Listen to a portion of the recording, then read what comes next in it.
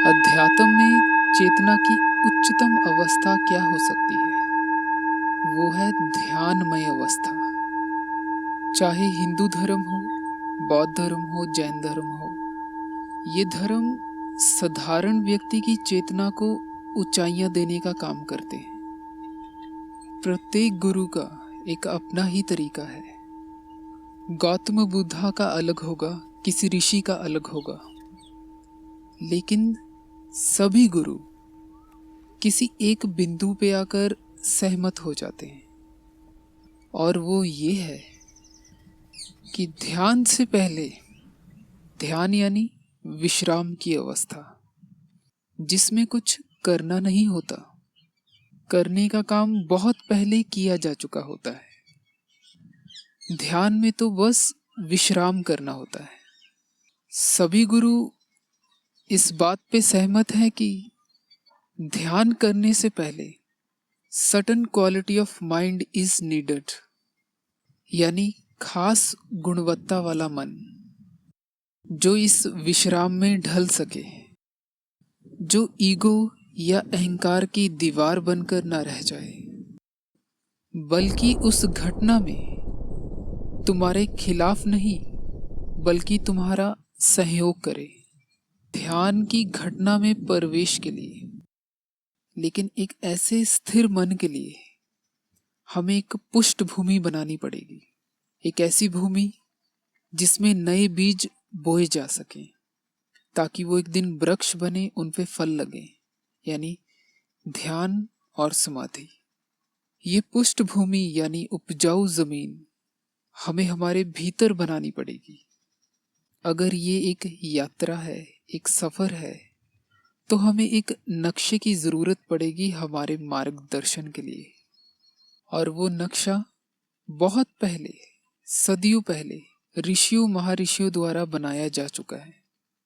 यहाँ पे हमारी आधी मेहनत बच जाती है, लेकिन उस मार्गदर्शन पे चलने के लिए हमारे सामने एक बड़ी कठिनाई है, और वो कठिनाई 21वीं सदी यानी आज का समय है। इस कठिनाई को समझने से पहले हम उस नक्शे की बात कर लेते हैं। मैं किसे नक्शा कह रहा हूं? महर्षि पतंजलि ने सदियों पहले योग सूत्र में भटकते हुए मन को किसी एक बिंदु पे स्थिर कर आत्म ज्ञान प्राप्त करने के सूत्र दिए हैं, और वह ये है: यम नियम, आसन प्राणायाम, प्रत्याहार, धारणा, ध्यान, समाधि। यहाँ पे मेरा तुम्हें इन सूत्रों के नाम बताना उद्देश्य नहीं है, बल्कि तुम्हें इन सूत्रों को एक और दृष्टि से तुम्हें दिखाना चाहता हूँ।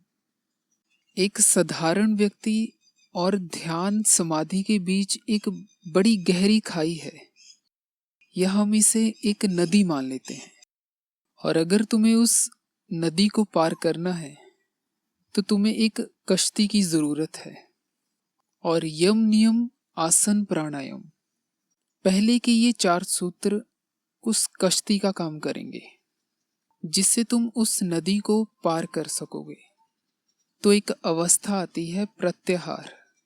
इस अवस्था में जीवन का जो खिंचाव है, वासनाओं का जो खिंचाव है, जो मन बार बार भटकता है, इन वासनाओं से तुम मुक्त होना शुरू हो जाओगे। प्रत्याहार की अवस्था तुम्हें नदी के दूसरे छोर तक पहुंचाएगी। उस वक्त तुम्हें एक उपलब्धि, एक सिद्धि हासिल होगी। तुम अपने मन को किसी एक बिंदु पे, किसी एक विचार पे स्थिर करके रख सकते हो, यानी तुम धारणा का अभ्यास कर सकते हो, कंसंट्रेशन कर सकते हो, जो कि ध्यान के लिए अनिवार्य है। अगर तुम किसी एक बिंदु पे अपने मन को स्थिर कर सकते हो, तो तुम उस बिंदु से मन को हटा भी सकते हो। ये विश्राम की अवस्था है, यानी ध्यानमय अवस्था। अब ये इतना स्पष्ट मार्गदर्शन है जिसे ज्यादातर लोग समझ नहीं पाते, या कुछ लोग समझा नहीं पाते। ये इतना अचूक है, अगर कोई अध्यात्म में, ध्यान में सफलता प्राप्त कर लेना चाहता है, उसके लिए ये बड़ा उपयोगी है। क्योंकि इससे स्पष्ट और कहाँ मिल सकेगा। लेकिन इस मार्ग पे चलने से पहले हमारे सामने एक बड़ी कठिनाई है जिसका मैंने जिक्र किया था। जिस समय ऋषि ने ये सूत्र दिए थे उस समय का वातावरण बहुत अलग था। उस समय के लोग बहुत ही विनम्र स्वभाव के थे। तब ज्ञान की कदर हुआ करती थी। लेकिन आज के समय में ज्ञान बड़ी सस्ती चीज है।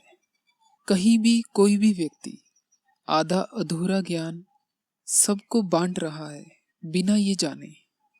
आधे अधूरे ज्ञान के कारण व्यक्ति में कुछ बदलाव तो नहीं होते, उल्टा और परेशानियां खड़ी हो जाती। आज के समय के लोग थोड़े अहंकारी हैं। बहुत सा ज्ञान उन्होंने इकट्ठा कर लिया है।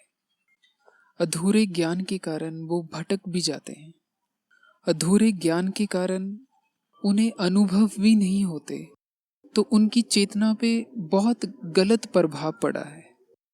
जिस कारण ऋषि के पहले 2 सूत्र यम नियम का इतना गहरा प्रभाव आज के लोगों पे नहीं हो पाता।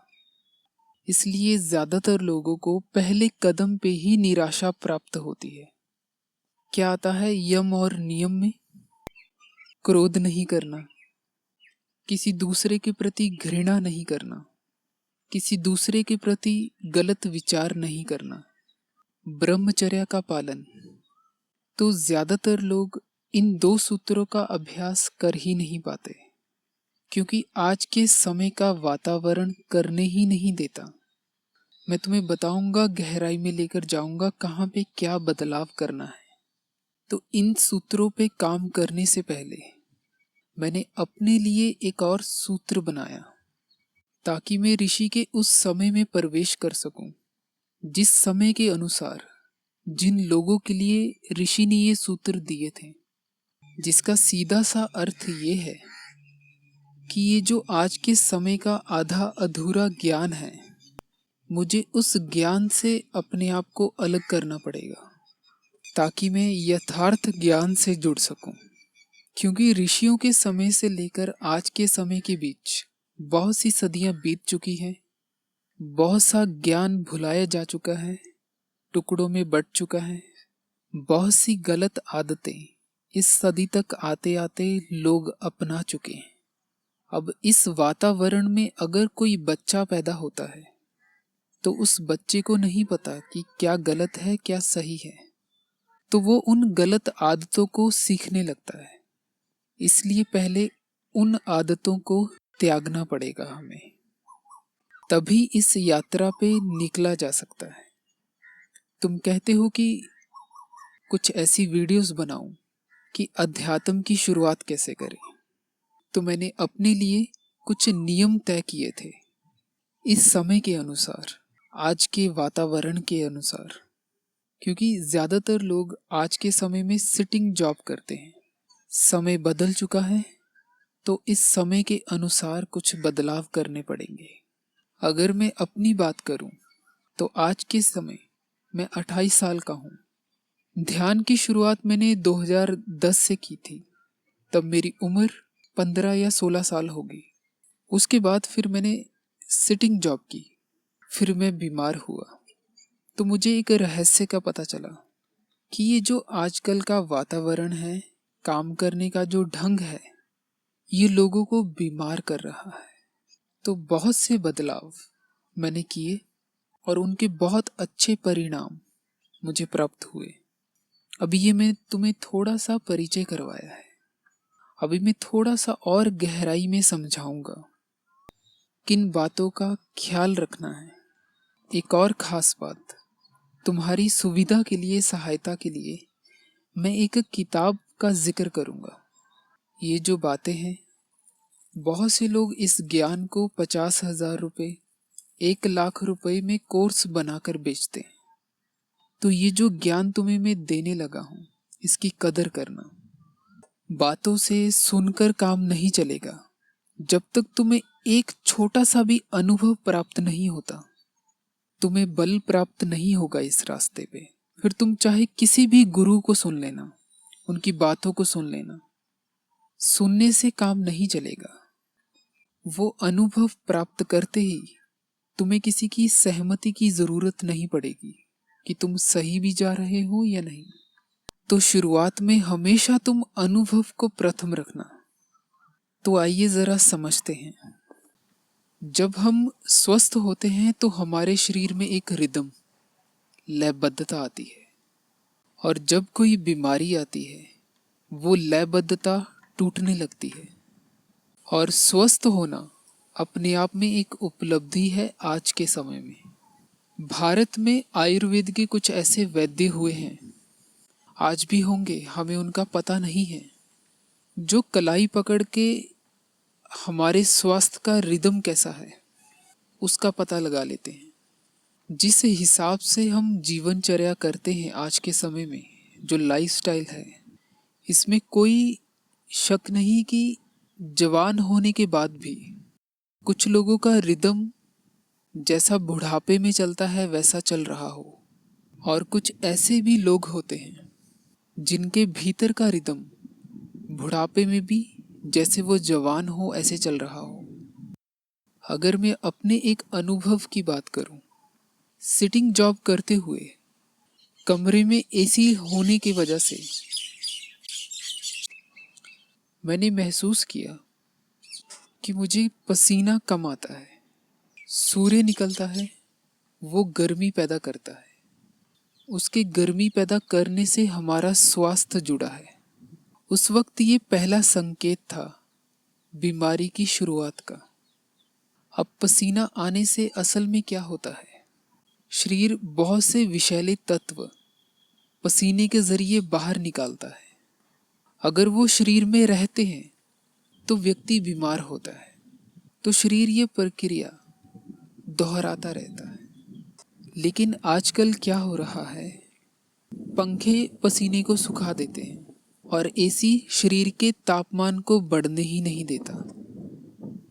लेकिन आज के समय में ज्यादातर लोग बड़े खुश हो जाते हैं जब उन्हें एक कमरे में एसी लगा और कुर्सी पे बैठने का काम मिलता है, तो वो इसे अपनी शान समझते हैं। लेकिन ये बहुत बड़ी गलतफहमी है। तो अब शरीर के पास सिर्फ एक रास्ता बचता है विषैले तत्वों को बाहर निकालने के लिए, पेशाब के जरिए। अगर एक टंकी में एक पाइप लगा है, उस टंकी को खाली होने में थोड़ा समय लगेगा। अगर उसमें 4-5 पाइप और लगा दिए जाए तो वो टंकी जल्दी खाली हो सकेगी। अब तुमने एक रास्ता तो बंद कर दिया, अब शरीर के पास बहुत कम रास्ते हैं बीमारी को बाहर निकालने के लिए। अब एक एडवाइस बड़ी प्रचलित है कि बहुत ज़्यादा पानी पीना चाहिए। देखिए, हर एक पढ़ा लिखा व्यक्ति यही कहेगा कि पानी ज़्यादा पीना चाहिए। डॉक्टर भी यही कहते हैं, डाइट बनाने वाले भी यही कहते हैं, तुम्हारे आस पड़ोस में भी लोग यही कहते होंगे। क्योंकि जब सभी लोग एक ही तरह की बात कर रहे हैं तो सभी लोग एक ही बात को तो दोहराएंगे ही। अगर तुम्हें इतनी प्यास ही नहीं है फिर भी तुम पानी पी रहे हो, ये तो बड़ी सोचने लायक बात है। कुछ लोग एक कहावत कहा करते हैं कि उन्हें पानी भी घी की तरह लगता है। पानी घी की तरह उन लोगों को लग सकता है जिन्हें प्यास लगती है, फिर उन्हें सादा पानी भी अमृत की तरह मीठा लगता है, क्योंकि अंदर शरीर पानी मांग रहा है। एक है कि तुम किसी की बातों में आकर अननेसेसरी पानी को अंदर डाल रहे हो। इन दोनों बातों में जमीन आसमान जितना फर्क है। अपने आप को, अपनी प्रकृति को समझो। अगर एक व्यक्ति एसी वाले कमरे के अंदर बैठकर काम करता है, 50,000 रुपये कमाता है, और एक व्यक्ति शारीरिक श्रम करके 10,000 रुपये कमाता है, तो जो व्यक्ति 10,000 रुपये शारीरिक श्रम करके कमाता है, इन दोनों की तुलना में उसकी रोग प्रतिरोधक क्षमता ज्यादा होगी। पहला व्यक्ति उन कमाए हुए पैसों को अपनी सेहत के ऊपर खर्च करेगा ही, आज नहीं तो कल। आयुर्वेद में ये कहा जाता है कि जब बुखार आए उसे एकदम से दवा से उतार नहीं देना चाहिए, क्योंकि शरीर तापमान को बढ़ाकर बहुत सी बीमारियों को खत्म करता है। इसलिए जो लोग थोड़े बहुत बुखार में दवा ले लेते हैं तो वो बुखार हफ्तों तक चलता है, क्योंकि बीमारी खत्म नहीं होती, शरीर को बार बार तापमान को बढ़ाना पड़ता है। और वैज्ञानिक कहते हैं कि संभोग करने से बहुत सी बीमारियां खत्म होती हैं, तनाव दूर होता है। और संभोग में ये दो चीजें होती ही हैं, बहुत पसीना आता है और तापमान बढ़ जाता है। और ऐसा ही कुछ शारीरिक व्यायाम करने से होता है। तो अब सवाल ये है, क्या हमें ये काम छोड़ देना चाहिए? क्योंकि आजकल तो ऐसे ही काम चलता है। नहीं, लेकिन मैं काम छोड़ने के लिए नहीं कह रहा। मैंने ब्रह्म मुहूर्त में जो बातें कही थी उसमें जल्दी उठने की बात की थी। उस जल्दी उठने में तुम क्या करोगे? तो ब्रह्म मुहूर्त में उठने के बाद ज्यादातर ब्रह्मचर्या में ये एडवाइस दी जाती है कि तुम जल से नहा लो। लेकिन मैं तुम्हें ये कहना चाहता हूँ, क्योंकि हमारा समय ऐसा है, तुम्हें पसीने से नहाना चाहिए। एक योगी पसीने से नहा लेता है, फिर जल से नहाता है। अब मेरी बातों को सुनकर तुम्हें कोई जल्दबाजी में कोई बड़े कदम नहीं उठाने हैं। ब्रह्म मुहूर्त पे बात करते हुए मैंने एक फॉर्मूला की बात की थी कि कैसे धीरे धीरे उठना है। वैसा ही फॉर्मूला तुम जीवन के किसी भी काम में लगा सकते हो। तो धीरे धीरे बदलाव करना। मैं ये बातें क्यों कर रहा हूँ? क्योंकि ऋषि का जो तीसरा और चौथा सूत्र है, आसन और प्राणायाम से शरीर में और गर्मी पैदा होती है। अगर पहले की गर्मी तुम्हारे शरीर में निकल नहीं पा रही, फिर तो एक और मुसीबत खड़ी हो जाएगी। और कुछ लोग तो प्राणायाम कर ही नहीं पाएंगे, क्योंकि उनका शरीर तैयार ही नहीं है, तो प्राणायाम के उतने लाभ नहीं हो पाते। तो उससे होगा ये, तुम कुछ दिन प्राणायाम करोगे, फिर एक दिन छोड़ दोगे। इसलिए मैं तुम्हें बीमारी नहीं, बीमारी की जड़ पे काम करने के लिए कह रहा हूँ। अब दूसरा जो बदलाव मैं तुम्हें करने के लिए कहूँगा, लेकिन उससे पहले मैं एक सिद्धि की बात करता हूँ जो मुझे प्राप्त हुई। तुमने बहुत सी बड़ी बड़ी सिद्धियों के बारे में सुना होगा, लेकिन ये सिद्धि बड़ी साधारण है। और वो ये कि मुझे गर्मी में गर्मी का एहसास ही नहीं होता और सर्दी में सर्दी का एहसास नहीं होता, क्योंकि मुझे भोजन के प्रति गहरी समझ है कि कौन सा भोजन करना चाहिए। और भोजन का चुनाव अगर ऐसे किया जाए वो औषधि बनकर काम करे, तो किसी दवा की जरूरत नहीं है किसी को। तो उसके लिए तुम्हें भोजन के प्रति ज्ञान चाहिए। तो उसके लिए मैं एक किताब तुम्हें रेकमेंड करता हूँ, वो है आदर्श भोजन। इस किताब को जरूर पढ़ना, 50 या 100 रुपए की मिल जाएगी। ये किताब भारत में ही लिखी गई है। और आज के समय में भोजन के प्रति ज्ञान होना बहुत जरूरी है। अगर तुम सिर्फ स्वस्थ रहने की कला सीख जाओ तो तुम पूरी तरह तैयार हो आसन और प्राणायाम करने के लिए। फिर तुम्हें किसी के आश्रम में जाकर उन्हें पैसे देकर ध्यान मेडिटेशन सीखने की जरूरत नहीं है। तुम्हें बस फिर साधना करने की जरूरत है। इस वीडियो में कुछ बातें फिर भी रह चुकी हैं, उस पे हम बात करेंगे। लेकिन समाप्त करने से पहले मैं एक बात जरूर कहूंगा। स्कूल या कॉलेज से जो मैंने शिक्षा प्राप्त की है, वो शिक्षा सिर्फ मुझे इस बात में सहायता करती है कि मुझे जो बस पे लिखे हुए नंबर है उससे मुझे ये पता चल जाता है कि ये बस कहाँ से कहाँ जा रही है। बाकी जीवन के गहरे अर्थ, जीवन जीने की कला, शांत हो जाना, ये मैंने अपने पूर्वजों से ही सीखा है। और मैं अपने पूर्वज गौतम बुद्ध को, हमारे ऋषियों महर्षियों को मानता हूँ, जो मुझे जीवन के अंधकार से निकलने का मार्गदर्शन करते हैं। वरना आज का समय और पिछली कुछ सदियां प्रकृति को नुकसान पहुंचाने में ज्यादा लगे हैं। और आज की सदी और पिछली कुछ सदियों के लोग बहुत सी गलत आदतें अपनाकर इस प्रकृति को और भोजन को दूषित करने में लगे हुए हैं। तो मैं उन्हें अपने पूर्वज नहीं मानता, क्योंकि उनका ज्ञान इतना गहरा नहीं है जितना हमारे ऋषियों महाऋषियों का था। तो एक बार मैं तुम्हें फिर से उसी प्राकृतिक जीवन में लौटने के लिए कहता हूँ, ऋषियों से जुड़ने के लिए कहता हूँ। यही से सही मायनों में अध्यात्म की शुरुआत होती है, फिर हम साधना कर सकते हैं।